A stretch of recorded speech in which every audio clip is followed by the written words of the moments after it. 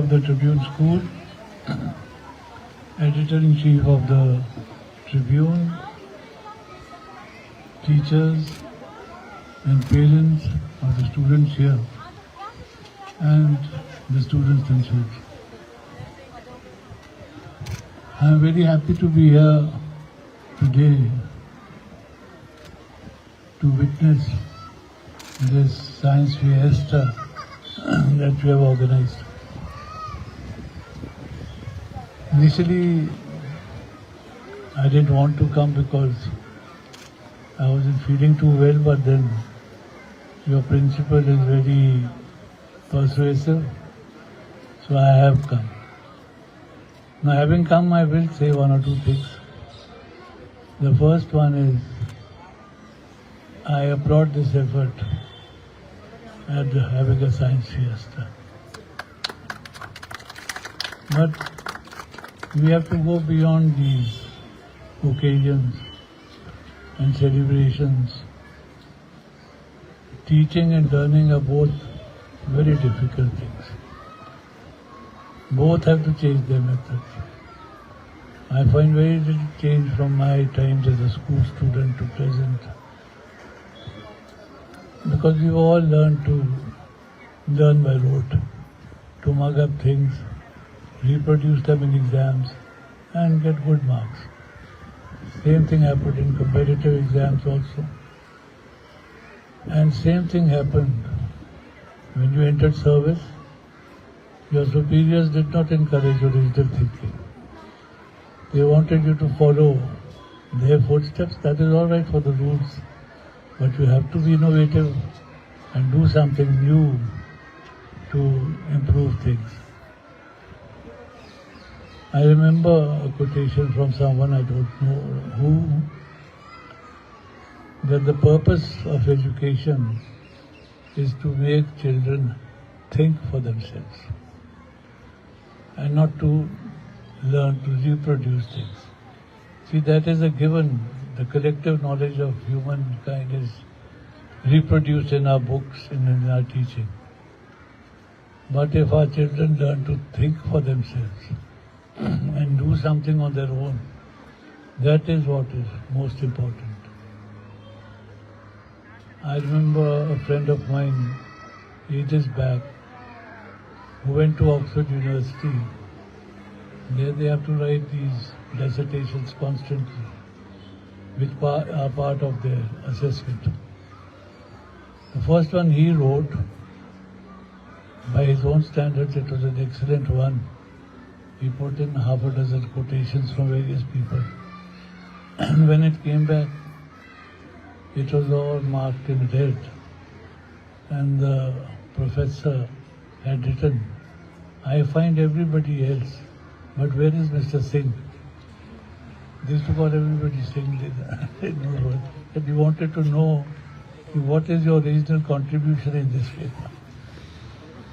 These quotations are fine.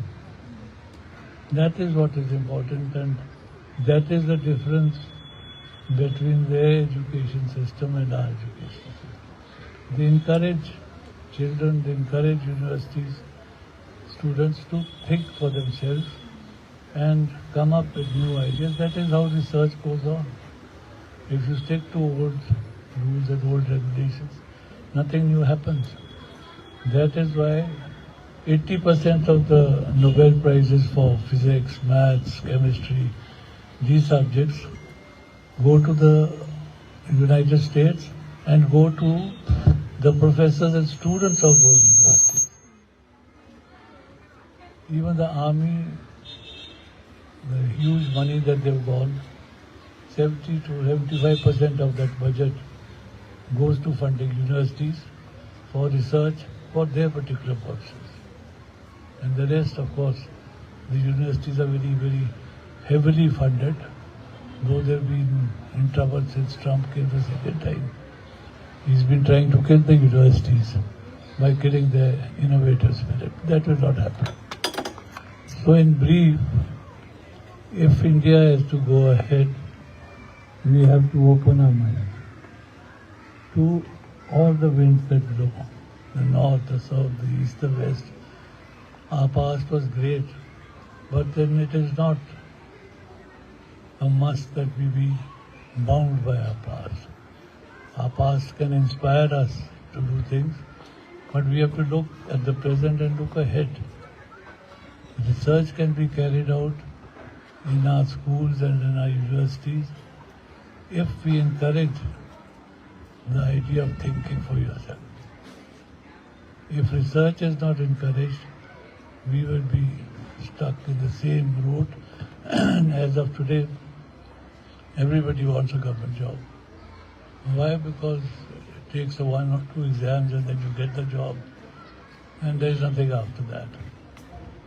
So without taking too much of your time, I would request the parents present here and the principal and the teachers and the students themselves that you pay attention to this part, that don't let children fall a prey to this idea of learning by rote, and don't mark them only on this. Give some space to their original thinking also. I end by telling you, when I was in my MA final, there was a teacher in Punjab University. He was a good teacher, but he used to teach from notes which he probably had from Government College Lahore. And if you asked a question, he would close. Those who knew the procedure, of course, didn't ask questions. If somebody did ask a question, he closed the notebook, walk out of the room saying that you have broken the chain of my thought. So let us break these chains of thought and start thinking. India is a great country, it can be made much greater. If you or the children learn to, and you the educationists, learn to think for yourselves. Research has been carried out by 17, 18-year-old boys.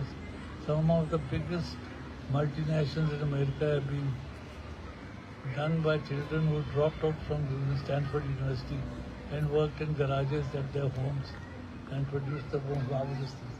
Einstein was a dropout. Of course, there are others who went through the regular thing. But they thought for themselves, and in those thoughts, they built new things. And today, so much is happening on these frontiers. And our editor-in-chief is present here. I request her also to do something special in this field and bring out the differences between our educational system and maybe not the differences, but in which direction we should go from here. I know our general manager goes around collecting teachers, but that purpose is different. That whole objective is different. But the editor-in-chief can help in this. She's a very well-read person in her own right, well-experienced, and I would request her to devote some time so that the Tribune leads in this field also. Look at the area of coverage and see how things are and where things can be taken. With these words, I thank the principal for giving me this opportunity to come here and see them, meet the children and the teachers. I hope you continue this not on an annual basis, it should be on a daily basis. Let your laboratories speak for themselves and let the work done in the laboratories. We'll publish it if something goes Science models have been selected. Yes. So, thank you very much.